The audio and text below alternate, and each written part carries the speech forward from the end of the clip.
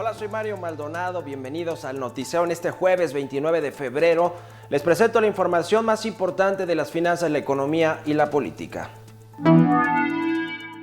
Luego de darse a conocer a finales del 2022 que el Consejo de Administración de Televisa aprobó la decisión del Club América de la televisora, el pasado 20 de febrero el equipo de la Liga MX hizo su debut en la Bolsa Mexicana de Valores.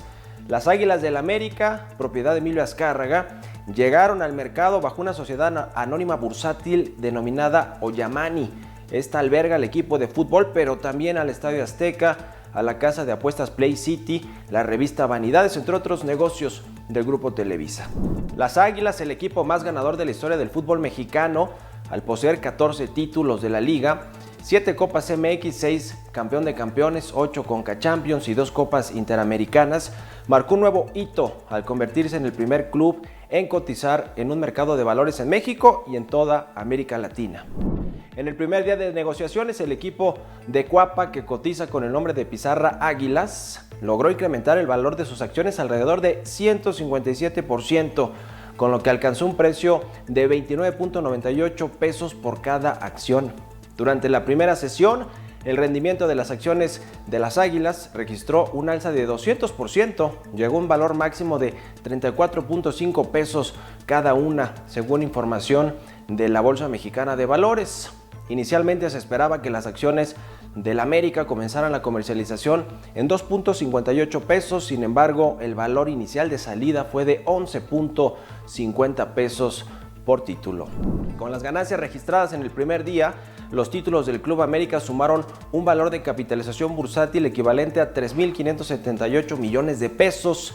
En total, su controladora Oyamani emitió 119.3 millones de acciones. Ante el buen rendimiento en su primer día de operaciones, las Águilas se convirtieron en la escisión más exitosa de los últimos años. Con esto superaron a otras compañías que hicieron estos spin-offs como Sitios Latam del empresario mexicano Carlos Slim o Nemac, representada por la familia Garza Sada, que se escindió del grupo Alfa. El Club América se ha unido a un grupo selecto de equipos de fútbol que cotizan ya en los mercados de valores, pero en el mundo, la mayoría en Europa. La lista la lidera el club inglés Manchester United, que opera en Nueva York, el Borussia Dortmund, que cotiza en la bolsa de Frankfurt, así como la Roma de Italia y la Juventus y la Lazio también, que hacen lo propio en el mercado de valores de Milán.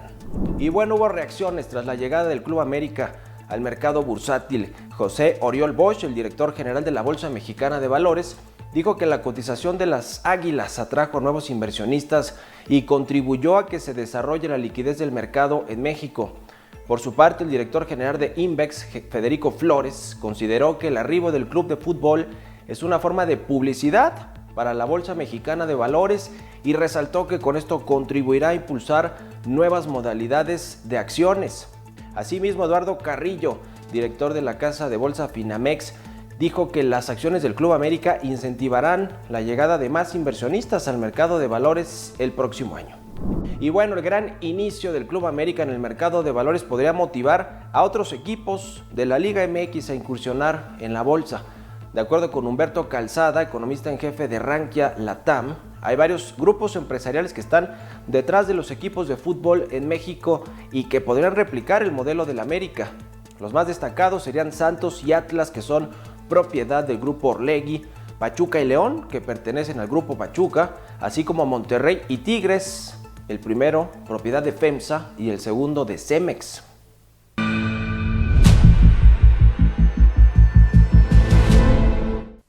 La relación de Andrés Manuel López Obrador con los periodistas y los medios de comunicación ha pasado de regular muy al inicio del sexenio a catastrófica. Al presidente no le gustan las investigaciones periodísticas, no le gustan las críticas, ni que se le escudriñe como es normal para cualquier funcionario que ha tenido o tiene acceso al uso de recursos públicos, cualquier funcionario público. En este y en otros sentidos, Andrés Manuel López Obrador se parece mucho a Donald Trump. Aunque ambos provienen de contextos muy distintos, se parecen demasiado. Para llegar a la Casa Blanca, el magnate estadounidense echó mano de una estrategia para desacreditar a los medios de comunicación. En febrero del 2016, durante su campaña presidencial, Donald Trump se lanzó en contra de Carlos Slim, del magnate mexicano Carlos Slim al sugerir que le daba línea al New York Times, del cual es accionista. En una entrevista, el entonces precandidato republicano dijo que Slim, dueño del 17% del New York Times, pudo haber influido para que se publicara información poco objetiva sobre él y sus declaraciones sobre los migrantes. Tanto así que el dueño de The New York Times, Arthur Sulzberger, tuvo que aclarar que el magnate mexicano no tiene realmente injerencia en la línea editorial del diario. Vale la pena retomar estas frases en el contexto actual de las acusaciones del presidente López Obrador, quien es muy cercano a Slim. Aquí le dimos a conocer todos los contratos que le ha entregado la 4T a Carlos Slim contra el diario de Estados Unidos y en particular contra la encargada de la oficina de New York Times en México, Centroamérica y el Caribe, la periodista Natalie Kitroff, quien investigó sobre la relación del narcotráfico presunta en la campaña del presidente López Obrador del 2018, cuando todavía era candidato. Slim ya redujo su participación accionaria en el New York Times, pero mantiene todavía un 10% que tiene un valor más o menos de $360 millones. Y si bien el magnate mexicano no tiene injerencia en la línea editorial del New York Times, hubiera bastado una llamada a su amigo y empresario favorito de parte del presidente López Obrador para que quizá contactara a los editores, a los directores o a los dueños del New York Times para saber de qué iba la investigación de la periodista Natalie Kitroff. No obstante, la reacción del presidente fue de furia al publicar el teléfono personal y exhibir el correo electrónico, el cuestionario que le envió la reportera para recibir comentarios del presidente y de Palacio Nacional. Así que bueno, ya montado el cólera, como casi sale en todas sus mañaneras el presidente López Obrador recientemente, pues no sería raro que así como lo hizo Donald Trump en el 2016 cuando estaba en campaña, el presidente López Obrador también termine culpando a Carlos Slim de lo que publica el New York Times.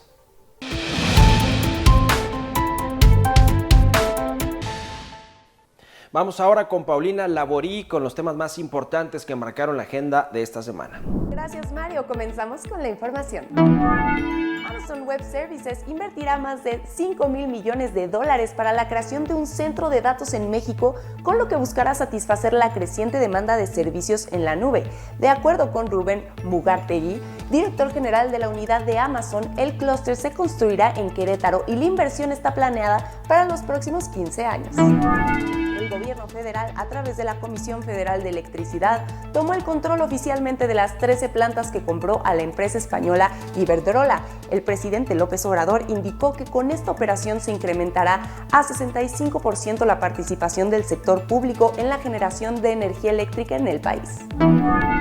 El titular de la Secretaría de Infraestructura, Comunicaciones y Transportes, Jorge Nuño, informó que Canadian Pacific Kansas City y Grupo México, empresas ferroviarias interesadas en desarrollar rutas para trenes de pasajeros, entregarán al gobierno federal estudios de factibilidad entre mayo y agosto, donde definirán montos de inversión y alternativas de financiamiento. El presidente López Obrador designó a Berta Alcalde Luján como nueva titular del ISSSTE en sustitución de Pedro Centeno, quien asumió el cargo en el 2021. Anteriormente, Alcalde Luján había figurado como una de las propuestas del mandatario federal para sustituir al exministro Arturo Saldívar en la Suprema Corte de Justicia de la Nación, pero no logró los votos necesarios. Ante el alto número de solicitudes de asilo por parte de mexicanos en Canadá, el gobierno liderado por el primer ministro Justin Trudeau restablecerá el requisito de visado para viajeros nacionales.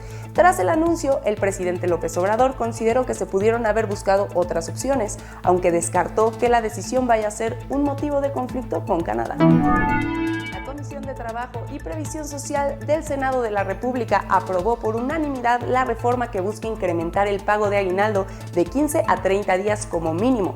La iniciativa aún debe ser aprobada por la Comisión de Estudios Legislativos Segunda, antes de llegar al Pleno del recinto para ser discutida.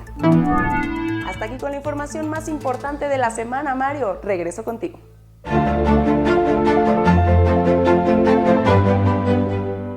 Y bueno, ahora me da mucho gusto recibir aquí en el estudio del Noticiero a Santiago Rincón, quien es director de Bursanet, la casa de bolsa digital de Actinver. Vamos a hablar de muchos temas interesantes, entre ellos uno de los más mediáticos de los últimos días, que fue la colocación del Club América, de las Águilas del América, del equipo de fútbol y de otros negocios del Grupo Televisa en la bolsa, y que vaya que generó revuelo. ¿Cómo estás, Santiago? Bienvenido. Hola, Mario, encantado de estar aquí contigo y con toda tu audiencia. Feliz de platicar del mercado bursátil y del América, como dices, que recientemente se colocó en bolsa. A ver, de entrada, ¿qué crees que generó tanto alboroto, en el buen sentido, de los aficionados, los inversionistas, la llegada del América? Porque en el primer día se fue a 130% la acción, que es algo que no había sucedido, inédito pues para el mercado de valores, ¿no? Exactamente, yo creo que fueron varios factores, Mario. En primero, es una empresa nueva en el mercado de valores que no pasa todos los días, como tú bien sabes, no hay IPOs diario en México, son pocos los que hay año con año. Y especialmente el último sexenio hemos visto muy pocos. Sí, ha habido sequía, ¿no? Ha habido sequía, por de decirlo algo. IPOs. Y este Club América, esta organización que llega, es de un giro muy diferente al que hay tradicionalmente en la bolsa de valores o en el mercado de valores. Como bien sabes, hay muy pocos clubes de fútbol listados en el mercado. Y listados me refiero a que la gente puede invertir en ellos. El América, en el mundo, porque en México es el primero. En México, está abriendo en Latinoamérica es el primero. Sí. En el mundo hay muy pocos, entre ellos el Manchester United, que está listado en Estados Unidos a pesar de que juega en Inglaterra. Un par de italianos, la Juve, el Lazio, la Roma, están listados en el mercado de valores. Y ahora se une el América a este club de empresas, de organizaciones futbolísticas que cotizan en el mercado, ¿no? Lo cual fue una noticia muy buena. Te digo, una, porque atraes a una demografía, a los aficionados de la América dicen, oye, yo soy socio Águila, por darte un ejemplo, ahora puedo hacerme socio de verdad, o sea, puedo hacerme socio de la empresa.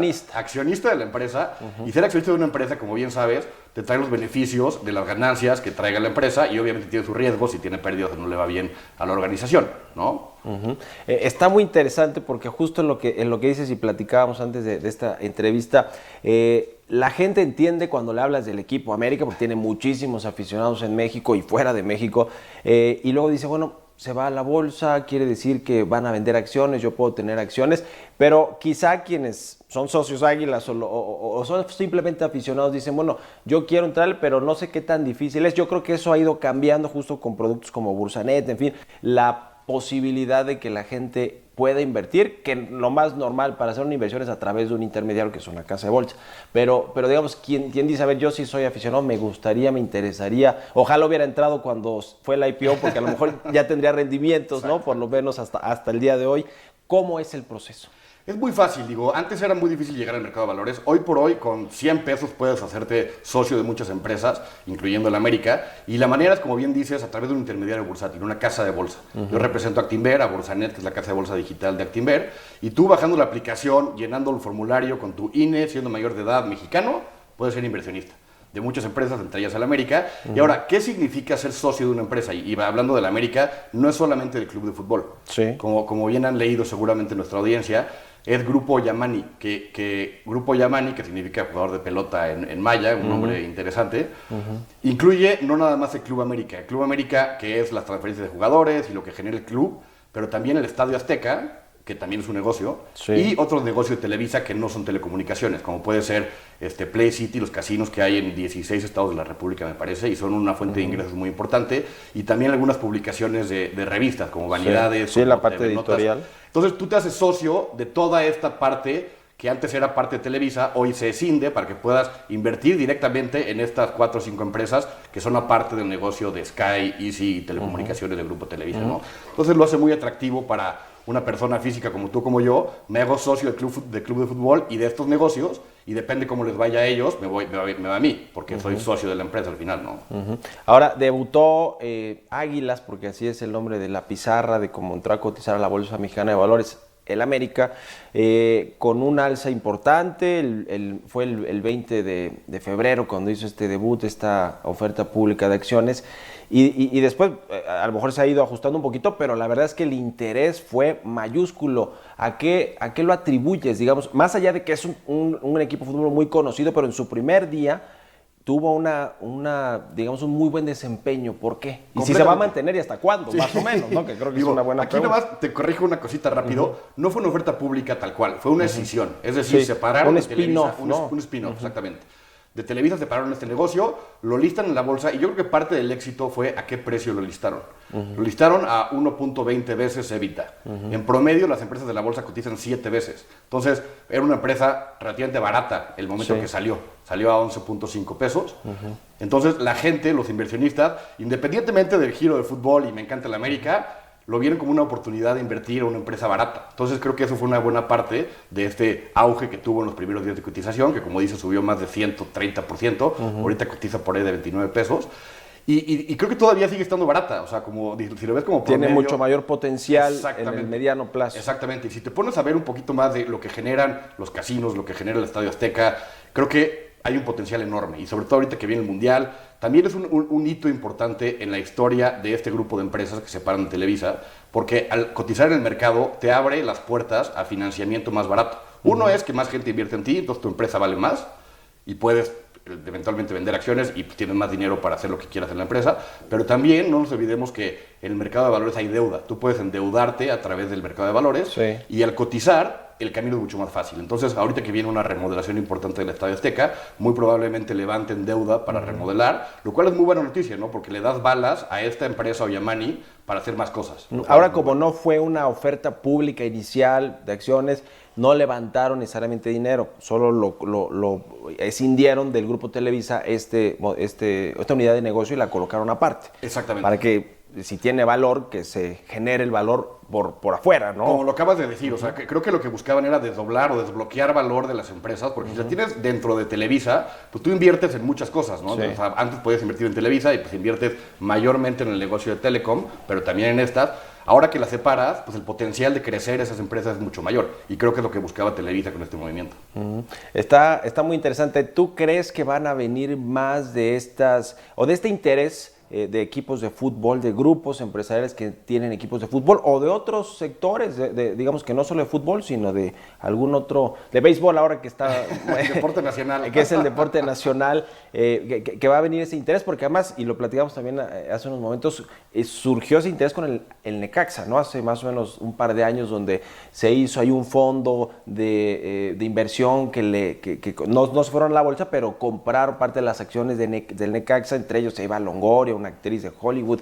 ¿Esto también le genera interés a los demás equipos para poder explorar la opción? Completamente, o sea, digo, hablando de organizaciones deportivas, creo que hay un auge ahorita últimamente en el mundo, digo, y México no es la excepción, con esto de la América, esto que mencionabas de hace un par de años, que este fondo que está compuesto por varios inversionistas, entre ellos algunos famosos, invirtieron en Necaxa. Eso es el interés de la gente en ser parte de organizaciones deportivas, porque lo ven como buen negocio y además pues visibilidad y demás, ¿no? Y vemos tendencias en Estados Unidos, en Inglaterra, que más famosos o inversionistas grandes compran participación en equipos deportivos de muy alto nivel. O sea, vimos Alpine Racing de la Fórmula 1, algunos famosos de Hollywood invirtieron en ellos. Algunos equipos de fútbol americano también tienen participación de personas físicas de cierta fama. Vemos como tendencia a nivel mundial y creo que México pues, está llegando un poco tarde, pero puede hacer catch-up muy, muy rápido, ¿no? Y yo creo que muchos equipos van a voltear a ver esta alternativa, porque al final del día los equipos de fútbol y las organizaciones deportivas siguen siendo empresas. Y ellos quieren ganar dinero como cualquiera, y ganando dinero significa ganando torneos, mejores jugadores, etcétera.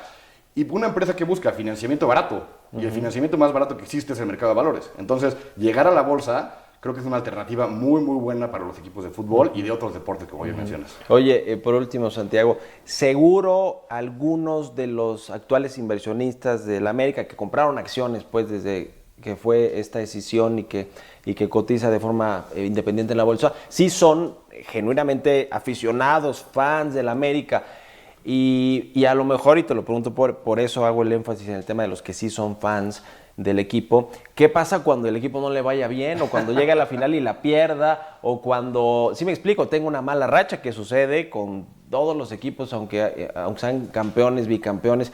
¿Esto va a incidir en el sentimiento de los inversionistas? Pues, por supuesto que sí, digo, porque acuérdate que el mercado de valores se rige obviamente por el valor de las empresas, de cuánto venden, cuánto ganan, cuánto pierden, pero también por el sentimiento del mercado. Es decir, ¿qué opina la gente de una empresa? O sea, hoy vemos, por ejemplo, empresas como Tesla cotizando a 200 veces EBITDA, que es impensable, pero es porque la gente cree en el futuro de esa empresa. Lo mismo puede pasar aquí. Y ese sentimiento pues, creo que se va a ver muy guiado por cómo le vaya a Club América en sus torneos, pero también no nos olvidemos que es un negocio. O sea, en la última evaluación que hizo una empresa de transferencia de jugadores, que es pública, la información, el valor de los jugadores de la América es más o menos de $100 millones.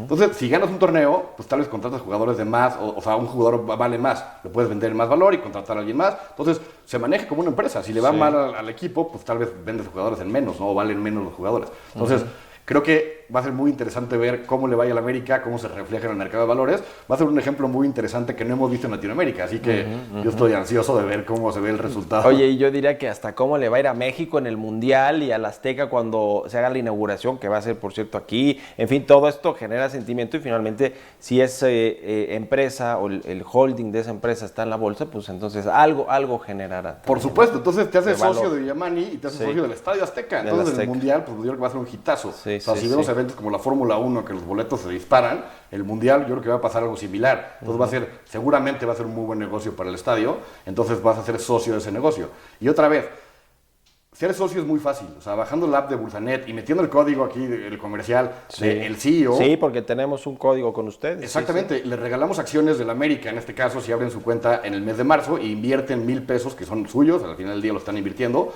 le regalamos acciones del América al ingresar por primera vez. Así que la oportunidad es para todos, ¿no? Sí, pues qué interesante. Muchas gracias, Santiago Rincón, director de Bursanet, la casa de bolsa digital de Actimer. Gracias por haber venido. Encantado, Mario, qué gusto. Que estés muy bien. Hasta luego. Vámonos a otra cosa.